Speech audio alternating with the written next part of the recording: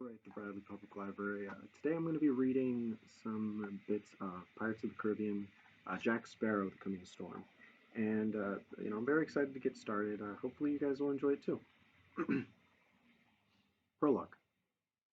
I, Captain Jack Sparrow, being recently possessed of a ship, a crew, and a hat, do take it upon me from this day forth to faithfully and truthfully recount our adventures on the high seas and loudly streets in this captain's log. I carry out in this duty in accordance with my position as captain of the good ship, Barnacle, and as benefits a captain. I do solemnly swear to write nothing but the truth about me, my crew, and the events that befall us, no matter how fantastical or grim. I shall begin with the tale of how I became a captain, how my crew became a crew, how we began our adventures, and most important, how I came to wear this hat. Like many stories of adventure, villainy, and thievery, it began on the island of Tortuga, in a tavern called the Faithful Bride. Chapter 1. A dim moon rose over the ocean as the wind blew thickening clouds across the sky. Faint, faint shadows were cast upon the island below. Huge black sailing ships, sea monsters, and other things that haunted the midnight waters seemed to cascade over the hills. Few stars were strong enough to twinkle through the stormy haze. The white sands of the beach were swept with little whirlwinds shifting the patterns on the sand dunes. A bad night for sailing. The few respectable citizens of Tortuga stayed snug in their well-guarded houses. Everyone else, buccaneers, swashbucklers, and cutthroats all, was down at the Faithful Bride drinking ale and rum. Between gusts of wind from the gathering storm, the noise from the tavern could be heard a mile away. Laughing, shouting, and the occasional burst of gunfire echoed through the night as drinkers took up a chanty they all knew. Yo ho, a pirate's life for me. We kindle and char and inflame and ignite, drink up hearties yo ho. We burn up the city, we're really a fright. Drink up me hearties, yo ho. Yo ho, a pirate's life for me. From outside, the Faithful Bride looked like nothing more than an oversized shack. It wasn't even built out of proper wood, but from the timbers of wrecked boats. It smelled like a boat, too. Tar and salt and seaweed and fish. When a light rain finally began to fall, the roof leaked in a dozen places. Inside, no one seemed to care about the puddles on the floor. Tankards were clashed together for toasts, clapped on the table for refills, and occasionally thrown at someone's head. It was crowded this night. Every last shoddy chair filled in the candle-lit tavern. I reckon we have enough gold. We have enough old salts here to crew every ship in Port Royal. The Faithful Bride's young barmaid Arabella thought. She was clearing empty mugs off a table surrounded by men who were all hooting at a story. Like everyone in the pub, they were dressed like tattered, mismatched garb common to all the sailors of the area. Ragged breeches, faded waistcoats, stubbly beards, and the odd sash or belt. One of them tugged on her skirt, grinning toothlessly. Arabella rolled her eyes and sighed. Let me guess, she said, tossing aside her tangled auburn locks. Ale, and oh, probably another ale. The sailor howled with laughter. That's my lass. Arabella took a deep breath and moved on to the other tables. There's no Spanish treasure left but inland, you daft sprog, the sailor swore. I'm not talking about Spanish treasure, his friend, the second-rate pirate, Handsome Todd said, lowering his voice. There was a gleam in his eye, not yet dulled by drink. I'm talking about Aztec gold, from a whole lost kingdom. Arabella paused and listened in, pretending to pick up a mug off the floor. You're not talking about Stone-Eyed Sam and Isla Esqueletica, the sailor replied, skeptically. Legend says Sam he had the sword of Cortez, and he cursed the whole island. Hey, I agree with only one part of that story, that it's legend. Legend, mate. A neat little city of stone and marble, just like them there Romans built, they say. Bah, rubbish. Aren't nothing like that in the Caribbean, I can tell you. Forget the blasted kingdom and the sword. It's his gold I'm talking about, Handsome Todd spat out. And I can tell you, I know it's real. Seen it with my own eyes, I have. It changes hands often like it's got legs all of its own. But there are ways of finding it. You got a ship then? The first sailor said with a leery look in his eye. Aye, a fine little boat, perfect for slipping in and out of a port in the scene, Handsome Todd began. But then he noticed Arabella, who was pretending to wipe something off the floor with her apron. She looked up and gave him a weak smile. She looked again at the floor and rubbed fiercely with the edge of her apron. Blasted men. Spilling their ale, she said. Handsome Todd relaxed, but he looked around suspiciously as if the other buccaneers, the walls, or the king himself were listening. Let's go somewhere a bit quieter, then, shall we? As they say, dead men tell no tales. Arabella cursed and moved away. Usually no one cared, no one noticed if she were there or not. To the patrons of the bride, she was just the girl who filled the tankards. She had heard hundreds of stories and legends over the years. Each story was almost like being on an adventure. Almost. Still, she decided, not a bad night considering. It could have been far worse. The storm often seemed to bring out the worst in an already bad lot of men. And then suddenly, the door blew open with gale force. A crash of lightning illuminated the person in the doorway. It was a stranger wet to the bone. Shaggy black hair was plastered against his head, and the lightning glinted in his eyes. Arabella held her breath. She had never seen something like him before. Then the door slammed shut, and the candlelight revealed an angry, dripping young man, no older than Arabella. There was silence for a moment. Then the patrons shrugged and returned to their drinks. The stranger began to make his way through the crowd, eyes darting left and right, up and down like a crow's. He was obviously looking for someone, or something. His jaw was set in anger. His hazel eyes lit up for a moment. He must have found what he was looking for. He bent down behind a little chair and reached for something. Arabella stood on her tiptoes to see. It was just like an old sack. Not all were stealing from the infamous pirate who was guarding it. Oh no, Arabella whispered. The stranger bit his lip in concentration. He stretched his fingers as long and narrow as possible, discreetly trying to reach between the legs of the chair.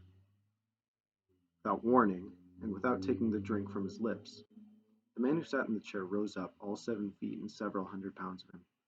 His eyes were the color of a storm, and they sparked with anger. The stranger pressed his palms together and gave a quick bow. Begging your pardon, sir. Just admiring your fine satchel here, he said, extremely politely. The pirate roared and brought his heavy tankard down, aiming for the stranger's head. The stranger grabbed the sack and sidestepped just in time. The mug whistled past his ear, and hit another pirate just behind him. This other pirate wasn't as big, but he was just as irritable, and armed, and he thought the stranger was the one who had just hit him in the head with the tankard. The pirate drew a rapier and lunged for the stranger. The stranger scooted backwards, moving out of the way of the deadly blade. His second attacker kept going, falling forward into the table where the giant pirate had been sitting. The rickety table broke under his weight, and drinks, coins, and knives flew into the air. The buccaneers around the table leapt up, drawing their swords and pistols. It didn't take much to start a barren brawl in Tortuga. And here you can see everybody kind of going at each other with swords and dust piling up. Everybody looking confused. The faithful bride exploded with the sounds of punches, groans, screams, yells, and hollers. The clash of cutlasses striking rapiers, and the snap of wood as chairs were broken over heads. All this, in addition to the sound of the crashing thunder, and the leaking ceiling that began to pour down on the brawling patrons. The stranger was caught in the middle of it, and to make matters worse, the giant pirate was still after him. The huge pirate drew his sword and swung it at the stranger. The stranger leapt up onto the chair behind him, the blade slicing the air where he had once stood. That's a bit close, mate, the stranger said. He jumped off the chair again and kicked at one of its legs, causing it to flip up into the air and land in its hands. The giant swung again, but the stranger held the chair like a shield, blocking every strike. Bits of wood flew off the chair where the blade hit.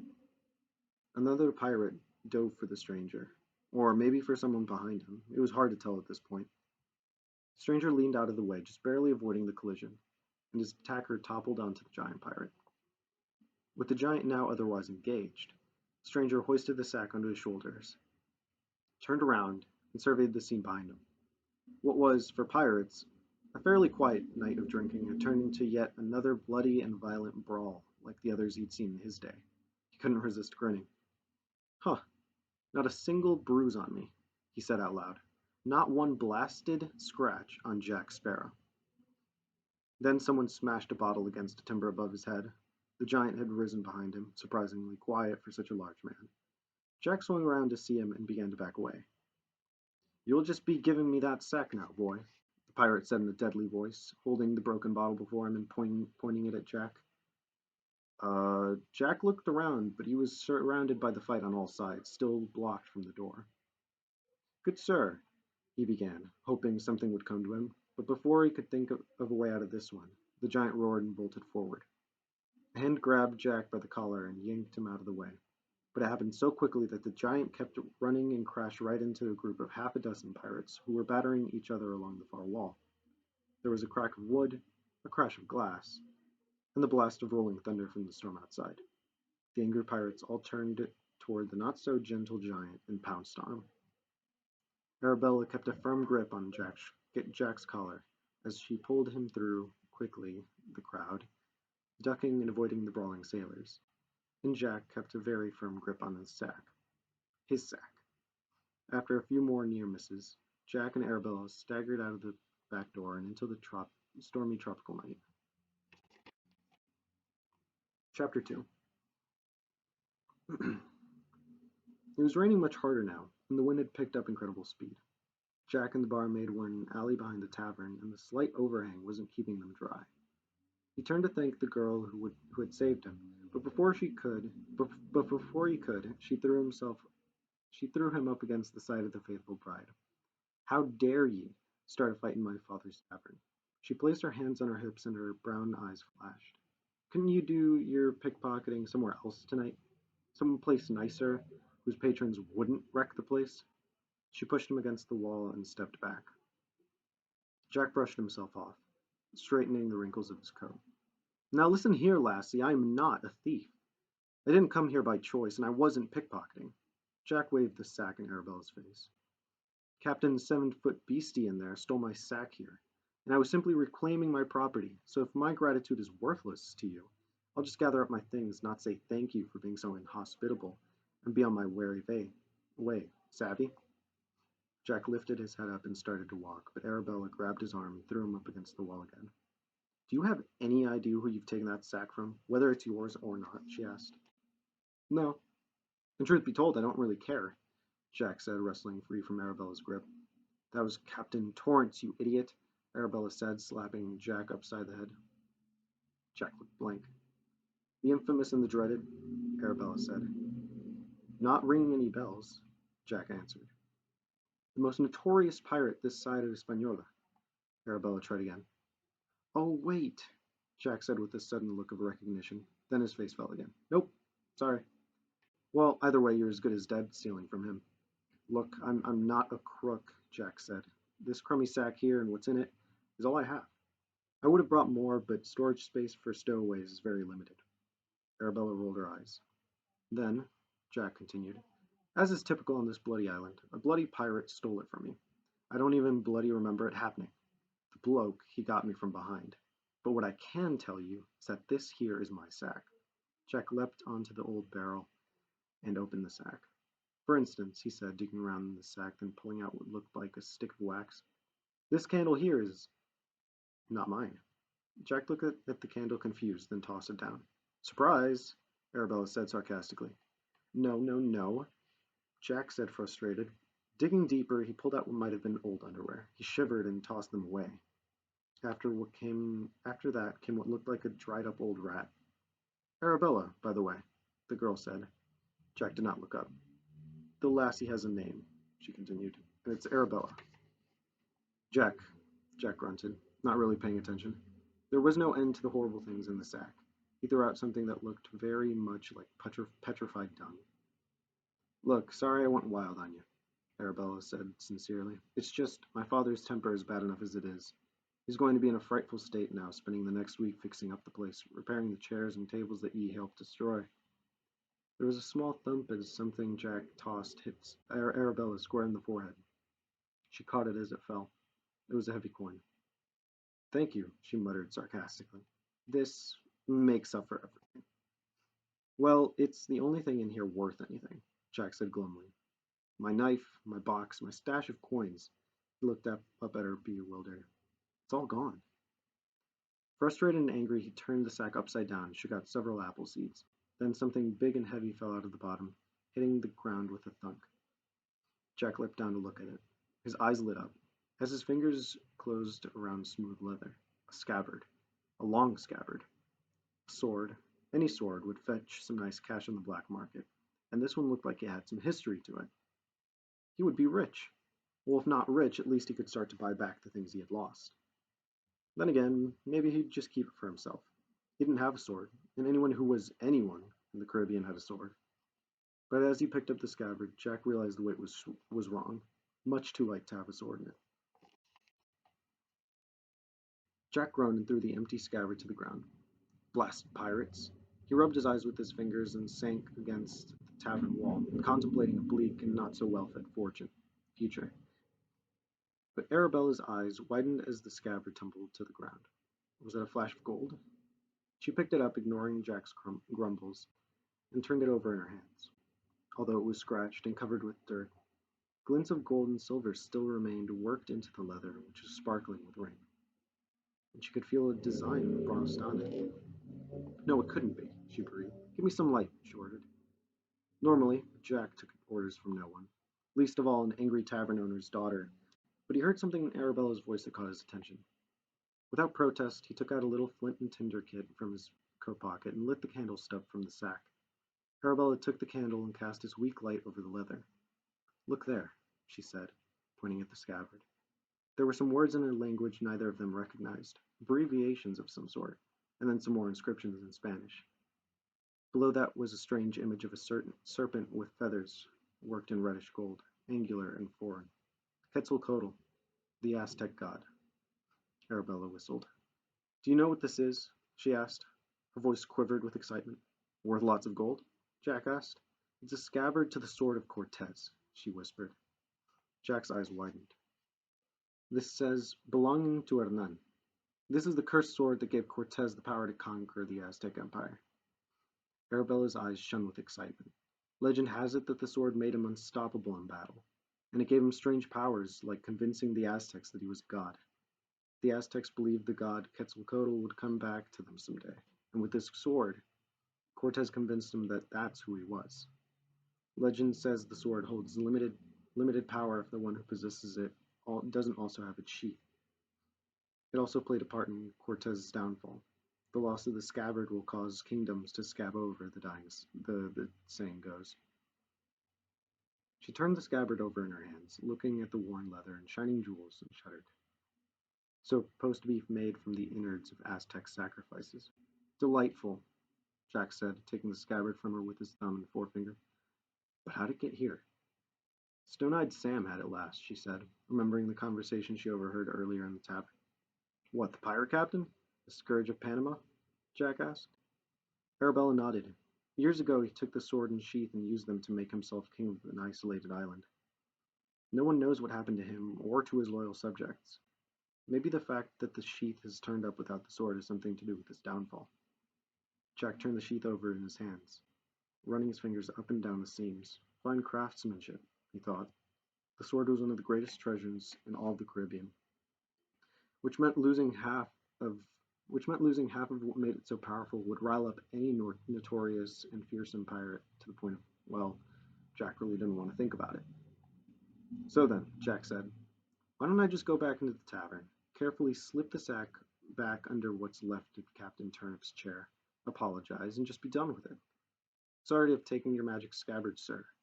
Didn't know you were planning to start your own pirate kingdom with it. Good luck with all that. Ta now. Arabella shook her head. You're in big trouble, she said quietly. Stealing something like this from a pirate like Torrance? You'd better leave Tortuga immediately, or you're a dead man. She turned to go back inside. Wait. Jack grabbed her arm. Come with me. She blinked at him, droplets of rain hanging from her eyelashes. You obviously know far more about this legendary stuff than I do, and about all the local inhabitants of these waters. And if anyone saw you helping me back there, well, you're a dead man too. Well, woman. Well, girl, he stuttered. Arabella ignored him, thinking about it. And, Jack continued, think about the freedom that would be ours if we had that sword. Freedom and power. Though Arabella tried to mask it, Jack could tell from her expression that she was in love with the idea. Well, I don't really have any other plans. besides working for the for the rest of my life or until I'm married, she said sadly. Or until Dad dies from the drink, she added, a little angrier. I've had little, really nothing, here since the nasty pirate sacked the bride last year, taking my mum with him. A big, fierce, ugly one he was too. I do miss her, me mum. Dad and I hope Dad and I are sure she's Arabella trailed off. Jack noticed the look on her face and felt a surge of sympathy. Arabella looked Jack dead in the eyes. All right, I'll come with you. But we play by my rules here, which means no stealing from pirates or anyone else for that matter. All right? How many times do I have to tell you I'm not a thief? Jack protested. Arabella scowled, then continued. I know the perfect boat to use. An old abandoned one in Salty Cove. Jack shrugged. Sorry, lass. New here, remember? I have no idea where that is, and I don't think it'd be very wise of me to ask one of those gents for directions, now would it? Arabella thought about it for a moment. She pulled a wooden hairpin out of her locks and held the tip of it to Jack's candle flame. When it began to burn, she blew it out, leaving a nice charcoal point. Then she tore a square piece of cloth from her apron, set it against the tavern wall, and proceeded to draw a map for him on it. Jack watched all of this with wide eyes. I think I shall be very happy, very lucky, to have a resourceful mate on board with me, he said, leaning forward and grinning. Call me resourceful, but I'm not your mate. We're business partners, and that's all, Arabella said, putting a little X on the spot before handing the crude map off to Jack. Here, ye lie low for 3 days. I'll gather supplies, drinking water, and food. Meet me at the boat at dusk in 3 nights' time. Excellently done, my lady, he said, giving her a quick bow. We have our boat. But she looked lost for a moment, her bout of energy over. The faithful bride had really been her only home. Where will we go? Jack rolled his eyes. To get the blasted cursed sword, of course. You've already said we're good as dead. How much deader could we be if Cortez's missing blade and the powers of a god king fell into the hands of Captain Tornpants? Torrance, Arabella corrected. Whatever. All right, so tomorrow you guys can tune on in for Chapter 3 and Chapter 4. Honestly, really excited to see how far this goes. Jack's been kind of a nuisance so far, but Arabella seems to be keeping him in check. Um, we'll just have to wait and find out. See you later, guys.